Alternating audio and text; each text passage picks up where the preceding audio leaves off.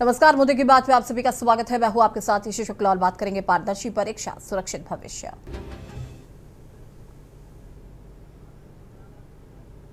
देश में आयोजित होने वाले राष्ट्रीय स्तर की प्रतियोगी परीक्षाएं केवल प्रवेश या भर्ती का माध्यम नहीं होती, बल्कि वो भारत के करोड़ों युवाओं की वर्षों की निरंतर मेहनत और उनके परिवारों की आकांक्षाओं का प्रतीक होते हैं। विगत कुछ समय से नेशनल टेस्टिंग एजेंसी यानी कि एनटीए द्वारा संचालित परीक्षाओं की विश्वसनीयता और उनकी सुरक्षा व्यवस्था पर गंभीर प्रश्न चिन्ह खड़े हुए हैं। प्रश्न पत्रों की गोपनीयता भंग होने और तकनीकी खामियों की घटनाओं ने न केवल अभ्यर्थियों के मनोबल को प्रभावित किया, बल्कि संपूर्ण परीक्षा प्रणाली के पूर्ण मूल्यांकन की आवश्यकता को रेखांकित किया है। इसी संदर्भ में केंद्र सरकार ने परीक्षा प्रणाली में आमूलचूल और तकनीकी सुधार करने की दिशा में महत्वपूर्ण निर्णय लिया। प्रधानमंत्री नरेंद्र मोदी ने यह स्पष्ट किया है कि भविष्य की सभी परीक्षाओं को पूर्णतः पारदर्शी, तकनीक आधारित और त्रुटिहीन बनाने के लिए एक उच्च स्तरीय कार्यबल का गठन किया गया है। इस कार्यबल का मुख्य उद्देश्य एनटीए के प्रशासनिक और तकनीकी ढांचे का गहन निरीक्षण कर एक सुदृढ़ और अभेद्य व्यवस्था का निर्माण करना। इस नीतिगत और तकनीकी सुधार को आकार देने के लिए जिन विशेषज्ञों को सम्मिलित किया गया है, उनका चयन विषयगत दक्षता और अनुभव के आधार पर हुआ। इस कार्यबल की अध्यक्षता नंदन नीलेकणी कर रहे हैं, जो कि देश की सूचना प्रौद्योगिकी क्षेत्र के अग्रणी हस्ताक्षर हैं और जिन्होंने भारत के पहचान तंत्र के तकनीकी ढांचे की नींव रखी। कार्यबल में शामिल अन्य प्रमुख विशेषज्ञ हैं एस सोमनाथ, जो कि भारतीय अंतरिक्ष अनुसंधान संगठन इसरो के पूर्व अध्यक्ष, जो कि तंत्र की सुरक्षा और पूर्ण सटीकता की दृष्टि से अपना योगदान देंगे। दूसरा नाम है तपन डेका, खुफिया ब्यूरो के पूर्व निदेशक, जो कि सूचना विभाग और लीक के जोखिमों को समाप्त करने के लिए रणनीति तैयार करेंगे। प्रोफेसर वी कामाकोटी, निदेशक आईआईटी मद्रास एवं साइबर सुरक्षा विशेषज्ञ, जो कि डिजिटल बुनियादी ढांचे की सुरक्षा सुनिश्चित करेंगे। अनीता करवाल, पूर्व शिक्षा सचिव एवं सीबीएसई की पूर्व अध्यक्ष, जो कि प्रशासनिक और शैक्षणिक प्रक्रियाओं में संतुलन स्थापित करेंगे। अमृतलाल मीना, आपूर्ति श्रृंखला एवं रसद विशेषज्ञ, जो कि प्रश्न पत्रों के मुद्रण से लेकर वितरण तक की भौतिक सुरक्षा प्रणाली को सुदृढ़ करेंगे। यह संरचना दर्शाती है कि विषय केवल प्रशासनिक निरीक्षण का नहीं है, बल्कि इसमें तकनीकी, साइबर और रसद सुरक्षा के सभी आयामों को शामिल किया गया है। वर्तमान समय में जब किसी भी परीक्षा प्रणाली को डिजिटल या हाइब्रिड मॉडल पर संचालित किया जाता है, तब उसकी तकनीकी सुरक्षा सबसे प्राथमिक बिंदु बन जाती है। प्रधानमंत्री ने अपने संदेश में स्पष्ट किया कि सरकार का लक्ष्य परीक्षाओं को 3 प्रमुख सिद्धांतों पर स्थापित करना है: पारदर्शिता, विश्वसनीयता और उन्नत प्रौद्योगिकी का प्रयोग। इस उच्च स्तरीय समिति के समक्ष मुख्य रूप से 3 महत्वपूर्ण कार्यक्षेत्र होंगे: प्रौद्योगिकी का एकीकरण, यानी कि परीक्षा पत्रों के कूट लेखन, वितरण और मूल्यांकन प्रक्रिया को इस प्रकार तकनीकी आधारित बनाना कि उसमें मानवीय हस्तक्षेप न्यूनतम हो सके। सप्लाई चेन का सुदृढ़ीकरण, मुद्रण केंद्रों से लेकर परीक्षा केंद्रों तक प्रश्न पत्रों की भौतिक एवं डिजिटल सुरक्षा की अभेद्य निगरानी। संस्थागत जवाबदेही, एनटीए के आंतरिक प्रशासनिक ढांचे में पारदर्शिता लाना और किसी भी स्तर पर होने वाली लापरवाही पर कड़े वैधानिक प्रावधान लागू करना। संसद में कठोर कानून की रूपरेखा तैयार करने के साथ साथ जब प्रणालीगत सुधार लागू होंगे, तभी यह सुनिश्चित हो सकेगा कि भविष्य में ऐसी घटनाओं की पुनरावृत्ति न हो। भारत जैसे विशाल देश में जहां लाखों की संख्या में अभ्यर्थी एक साथ राष्ट्रीय परीक्षाओं में सम्मिलित होते हैं, वहां 100% त्रुटि रहित व्यवस्था का निर्माण करना एक जटिल कार्य है। कार्यबल के सामने सबसे बड़ी चुनौती भौगोलिक विषमताओं के बीच समान तकनीकी मानकों को लागू करना है। ग्रामीण और दूरस्थ क्षेत्रों के परीक्षा केंद्रों पर डिजिटल अवसंरचना और साइबर सुरक्षा को उसी स्तर पर सुनिश्चित करना होगा जैसे कि महानगरों में होता है।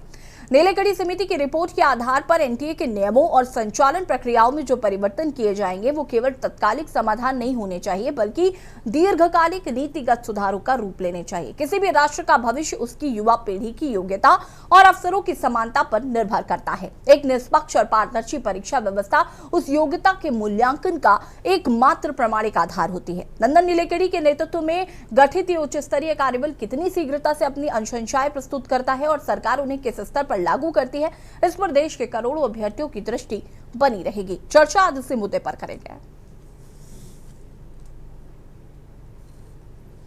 फ्रेंड्स, विद्यार्थियों के भविष्य के लिए भारत सरकार लगातार अनेकविध कदम उठा रही है। जिन लोगों ने विद्यार्थियों के भविष्य के साथ खिलवाड़ किया, वे जेलों में सड़ रहे हैं। हमने फास्ट ट्रैक कोर्ट बना चुके हैं। कठोर कानूनों के प्रावधान के साथ नया कानून बनाने की दिशा में भी आगे बढ़ रहे हैं। लेकिन हमें भविष्य के लिए सोचना है। हमारी परीक्षा पद्धति विश्वस्त हो, हमारी परीक्षा पद्धति ट्रांसपेरेंट हो, हमारी परीक्षा पद्धति में सबसे ज्यादा अब टेक्नोलॉजी का उपयोग हो, इन सारी बातों को ध्यान में रखते हुए विश्व प्रसिद्ध टेक्नोलॉजी एक्सपर्ट श्रीमान नंदन नीलेकनी जी के नेतृत्व में एक हाई पावर टास्क फोर्स बनाने का निर्णय किया है, जो एग्जामिनेशन रिफॉर्म की तरफ फोकस करेगा और जल्द से जल्द आने वाली परीक्षाओं की विश्वसनीयता को सुनिश्चित करने का काम इसके रिपोर्ट के आधार पर कर दिया जाएगा। बहुत बहुत धन्यवाद। प्रधानमंत्री नरेंद्र मोदी ने खुद वीडियो जारी कर इस बात की जानकारी दी है। कमेटी का गठन किया गया है, सदन में एक बिल लाया जाएगा, पारदर्शिता के साथ परीक्षाएं संपन्न हो सके देश में, इस पर सरकार का फोकस रहने वाला है।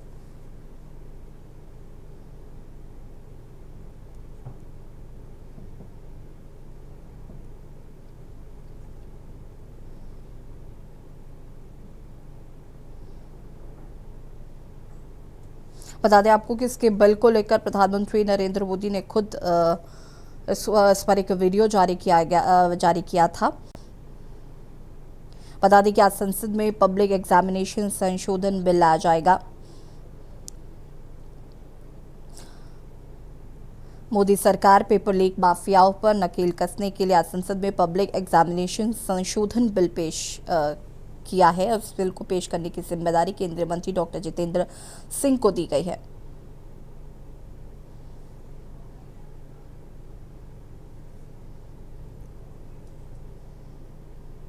लोकसभा में पेश हुआ पब्लिक एग्जामिनेशन संशोधन बिल। हालांकि दोनों ही सदनों में विपक्ष का हंगामा जारी है।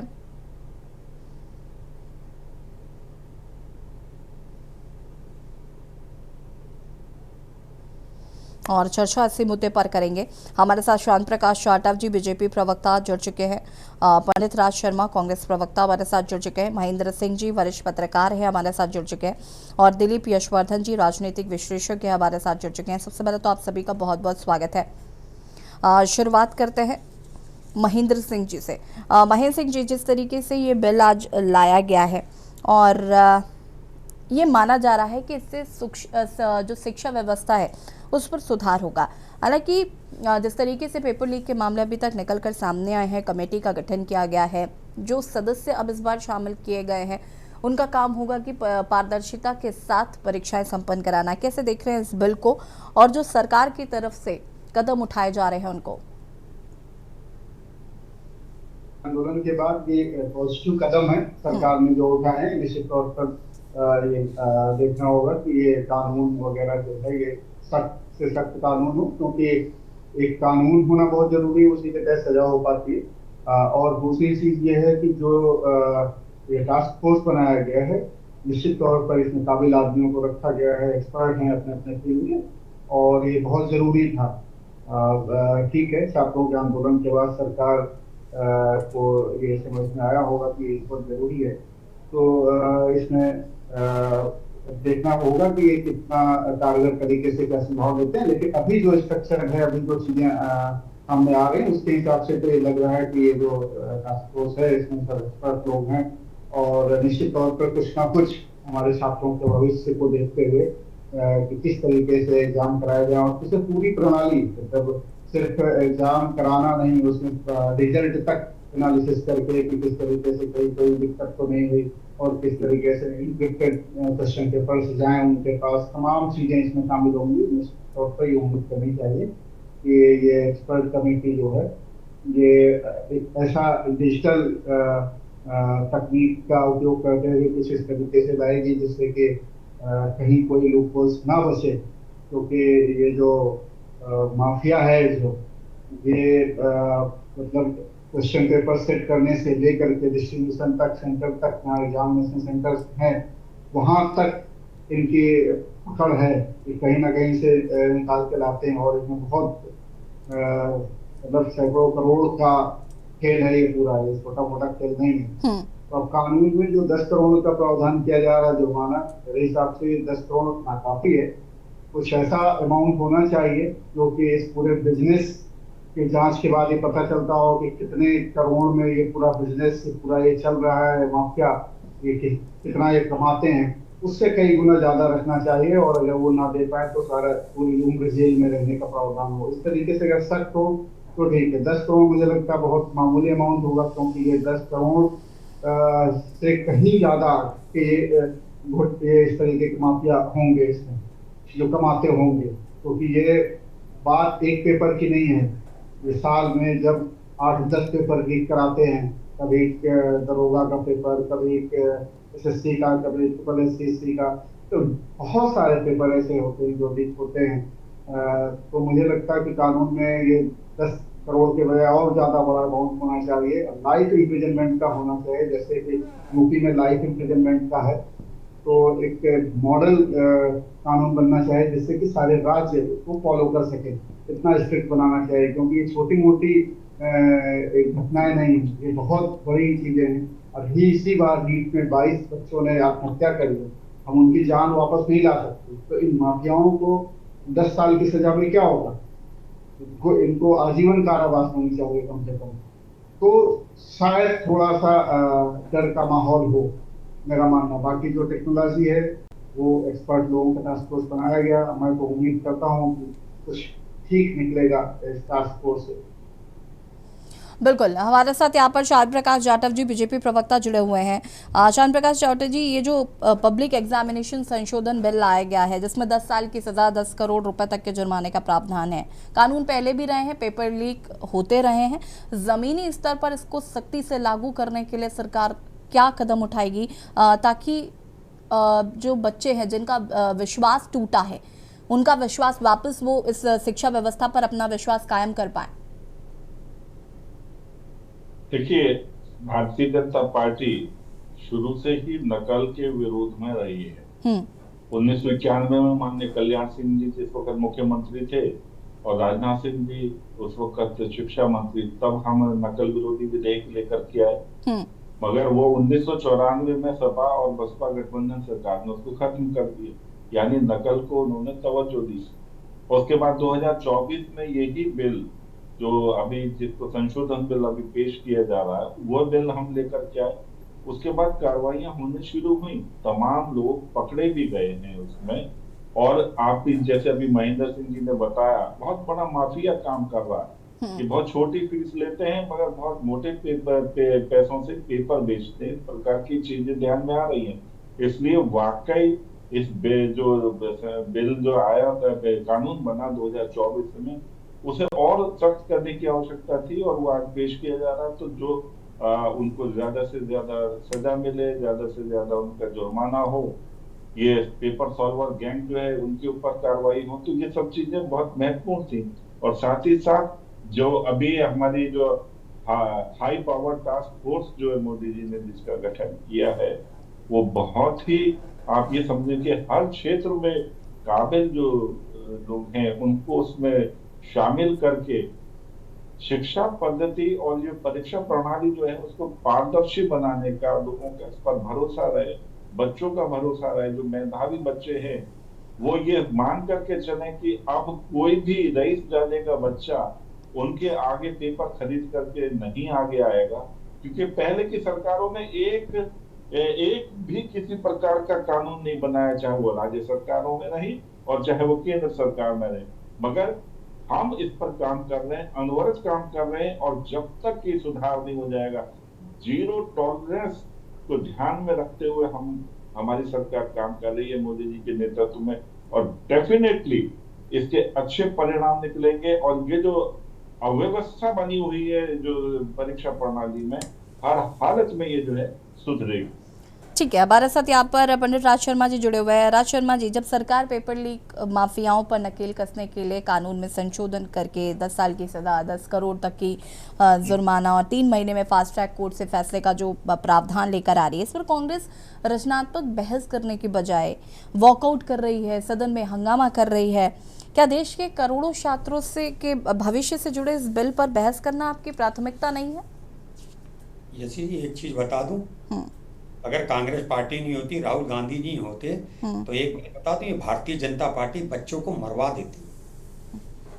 ये बहुत बड़ी बात बता रहा हूँ। और दूसरी बात, अभी शांत कुमार जी कह रहे हैं कि हमारा काम है प्रेरणा लेके प्रधानमंत्री जी की। तो मैं कह रहा फिर ये एजुकेशन जो डिपार्टमेंट है ये प्रधानमंत्री जी स्वयं के हाथ में ले लें। और जब इनकी कोई अपना विजन नहीं है एजुकेशन मिनिस्टर का तो क्या करना है? शांत कुमार जी, आपको पता होना चाहिए, आपका कोई भी एजुकेशन मिनिस्टर अपना कार्यकाल पूरा नहीं कर पाया। आखिर क्या वजह रही भाई? आखिर कोई तो वजह होगी ना। और रही बात देखिए कानून की, मैं कानून पे ज्यादा बहस ना करके इतना तो झुकाऊंगा, दुनिया का सबसे कठोर कानून पास्को एक्ट है। तो क्या रेप होना बंद हो गए? आप कानून पे जोर दे रहे, कानून पे, मगर आप उन पे जोर नहीं दे रहे जो आपने दलाल पाले हुए। अभी आप ही ने कहा कि ये जो पता नहीं लग पाया पेपर कैसे लीक होते, क्या फिर क्या करती है सरकार? आप बताइए, सरकार को पता ही नहीं चला यार। और आपने बड़े धीरे से कह दिया पूर्व की सरकारों ने। पूर्व की सरकारों का एक ईमान जिंदा था, एक किरदार जिंदा था कि अगर गृह मंत्री घटना स्थल पे दूसरी बार सूट बदल के जाता था, इस्तीफा ले लिया जाता था। एक डिब्बा डिरेल होता था, रेलवे मंत्री इस्तीफा दे देते थे। भाई अब गजब है ये बातें होगी। कानून बनते ठीक है, कानून बनने चाहिए, लेकिन कानून बनने से पहले मेरी भी ऐसी जी मेरी आत्मा भी जागनी चाहिए। क्या मर्डर नहीं हो रहे? मर्डर से ज्यादा सजा है क्या? बात मैं ये नहीं कह रहा कानून नहीं बनना चाहिए, लेकिन आपको कानून बना के इतिश्री प्रधानमंत्री जी एक यहाँ पे आके कह देंगे अपना वो बना के, good morning friends, good night friend, good evening friend, इससे काम नहीं चलने वाला है। आज सदन को अगर भारतीय जनता पार्टी की सरकार चलाना चाहती तो प्रधानमंत्री जी को पता क्या कहना चाहिए था? मैं उन युवाओं से क्षमा मांगता हूं जिनको लाठी पड़ी। क्या चले जाता है यार? मैं 2 बेटों का पिताजी हूं, मैं अपने बेटों को सॉरी कह देता हूं कभी, अरे यार सॉरी बेटा सुन नहीं पाया आपकी बात। तो क्या मैं उनसे छोटा हो जाता हूं? नहीं, आप अहम मत पालें। आपको अब मैं पहले टर्म में तो आपको बहुत प्यार से चुना था, दूसरे तीसरे टर्म में मैं चलो चुने गए हो, मैं ये नहीं कहूंगा कैसे चुने गए, मगर चुनी हो सरकार हो, आप ये जो दिख रही हो वही हो। लेकिन आप बताइए, आपने बच्चों को संग क्या किया? अब आप कह रहे मैं टास्क फोर्स बना के कर दूंगा, क्या होगा? उससे क्या होगा? आप ऐसे लोगों को, आज भी मेरे देश में ईमानदार लोगों की कमी नहीं है, लेकिन शांत प्रकाश जी, ठीक है राज शर्मा जी, मेरा ईमान वापस आते हैं आपके पास, चर्चा को आगे बढ़ाएंगे। आप सभी हमारे साथ बने रहिएगा। बात कर रहे हैं पारदर्शी परीक्षा सुरक्षित भविष्य। रुकेंगे एक छोटे से ब्रेक के लिए, चलो हाथ से होता है। आप देख रहे हैं के न्यूज, खबरों का सारथी। ब्रेक के बाद एक बार फिर से आप सभी का स्वागत है और बात कर रहे हैं पारदर्शी परीक्षा सुरक्षित भविष्य। चर्चा से मुद्दे पर दिलीप यशवर्धन जी हमारे साथ जुड़े हुए हैं, राजनीतिक विशेषज्ञ हैं। दिलीप जी, जिस तरीके से ये मुद्दा सदन में उठाया जा रहा है, हम देख रहे हैं लगातार गतिरोध देखने को मिल रहा है, विपक्ष हंगामा कर रहा है, बातचीत नहीं हो पा रही है। विपक्ष इस संवेदनशील मुद्दे का इस्तेमाल केवल सरकार को राजनीतिक रूप से घेरने के लिए कर रहा है। कैसे देख रहे हैं इसको? जहां एक और प्रधानमंत्री कह रहे हैं, वो लगातार जिस तरीके से वीडियोस बना रहे हैं, देश के युवाओं से कनेक्ट करने की कोशिश कर रहे हैं, वो भी हम देख रहे हैं। और जो कमेटी गठित की गई है, हालांकि वो किस तरीके से काम करेगी या पेपर लीक आगे चल के नहीं होंगे, ये भी कहीं ना कहीं भविष्य घर में ये सवाल है। लेकिन फिर भी कोशिशें जारी हैं कि शिक्षा व्यवस्था में एक सुधार लाया जाए। जी 1947 में हमारा देश आजाद हुआ था। शिक्षा, बेरोजगारी, कानून व्यवस्था, ये तब के मुद्दे हैं और आज तक चले आ रहे हैं। और इतनी राजनीतिक पार्टियां केंद्र में शासित हो चुकी हैं, लेकिन मुद्दे वही के वही हैं और इनसे रिलेटेड क्राइम भी वही का वही है। और मेरी अपनी राय थोड़ी सी डिफरेंट है। मेरा ये मानना है कि कानून के बना देने से क्राइम कभी नहीं रुकता है। जब तक आप उस कानून का इफेक्टिव और स्ट्रिक्ट इम्प्लीमेंटेशन नहीं कराएंगे, तब तक कानून लाख बना लीजिए, क्राइम नहीं रुकेगा। 2024 में ये कानून बना था ना, क्या उसके बाद पेपर लीक नहीं हुए? उसके बाद ही तो ये हंगामा हो रहा है। और उसके पहले भी पेपर लीक हुए थे। अगर आपको लग रहा था कि ये मामला इतना संगीन है, तो नया कानून बनाते वक्त आपने उसको कड़ा क्यों नहीं किया था? जो फास्ट ट्रैक का प्रपोजल आप आज नए कानून में लेकर के आ रहे हैं, ये फास्ट ट्रैक का प्रपोजल आपने तब क्यों नहीं रखा था? पेपर लीक इतना बड़ा मामला है, मैं तो कहता हूँ ये नेशनल सिक्योरिटी से जुड़ा मामला है, तो आपने सजा में और फाइन में वो गंभीरता तब क्यों नहीं दिखाई थी?